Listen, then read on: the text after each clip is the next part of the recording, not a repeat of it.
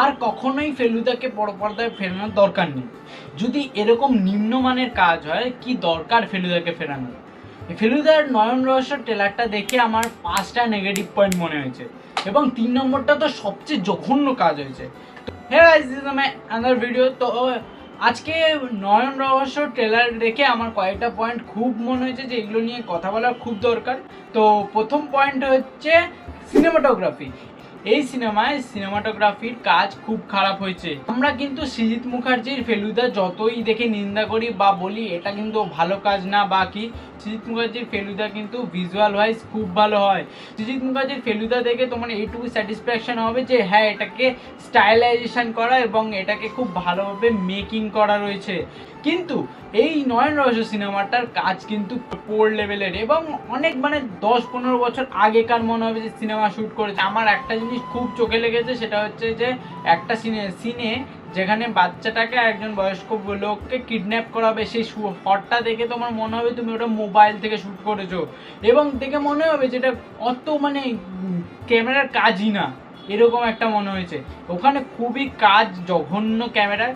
তো এছাড়াও আমার দ্বিতীয় পয়েন্ট লেগেছে কাস্টিং। বা ইন্দ্রনীল ফেলুদা হিসেবে আগেও কাজ করেছে, কিন্তু তার অ্যাক্টিংটা কিন্তু আমরা জানি সে কতটা ভালো করে, কিন্তু তাকে এখানে অ্যাক্টিংটা কেন ওরকম করানো হয়নি? একটা অহংকারী চরিত্র মনে হচ্ছে যে ফেলুদা একজন অহংকারী। যখন সে ডায়লগ বলছে এখানে প্রদোষ মিত্র ছাড়া আর কেউ কাজ করতে পারবে না, সেই জায়গাটা দেখে তোমার মনে হবে যে ওখানে কি এরকম অহংকার লাগছে কেন? যে ডায়লগ হবে একটা কনফিডেন্স থাকে ফেলুদার মধ্যে, কিন্তু এখানে অহংকার মনে হচ্ছে ডায়লগ ডেলিভারিটা শুনে। এছাড়াও এখানে কিন্তু তোপসে আর জটায়ুর কোনো কাজই নেই।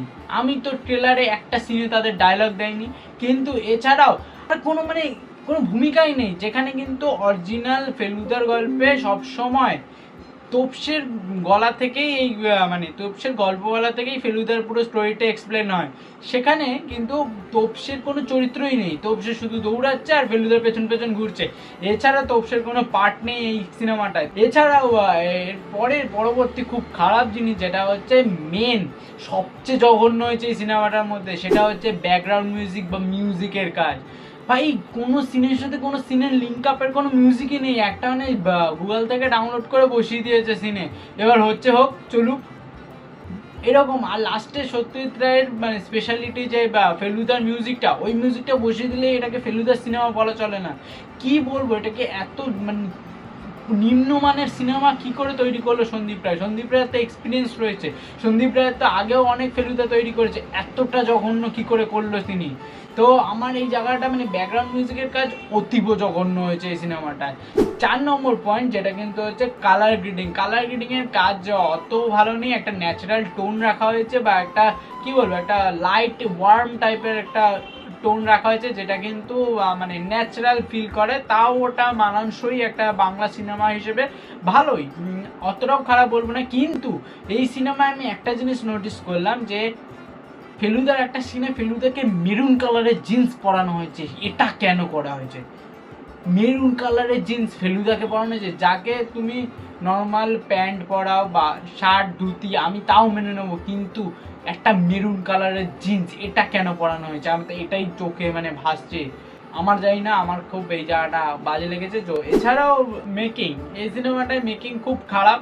আমি প্রথমেই বললাম এই সিনেমাটার অনেক জায়গা এমন রয়েছে যেখানে মনে হবে তোমার সিনেমাটোগ্রাফির কাজ ভালো না, মিউজিকের কাজ ভালো না, কাস্টিং অ্যাক্টিংটা ঠিকঠাক মতো করেনি, আবার হচ্ছে কোথাও কালার গ্রেডিংয়ের কাজ একটু ফ্ল্যাকচুয়েট করেছে। সব মিলিয়ে মেকিং কিন্তু একটা ওভারঅল একদম খারাপই বলা চলে। তো এই সিনেমাটা থেকে আমার কোনো এক্সাইটমেন্ট নেই। আমি এর থেকে সৃজিত মুখার্জির ফেলুদাকে বেশি অ্যাপ্রিসিয়েট করবো এই সিনেমাটা দেখার পর, যে তার ফেলুদা অন্তত ভিজুয়াল ওয়াইজ ভালো হয়, কিছু না হোক।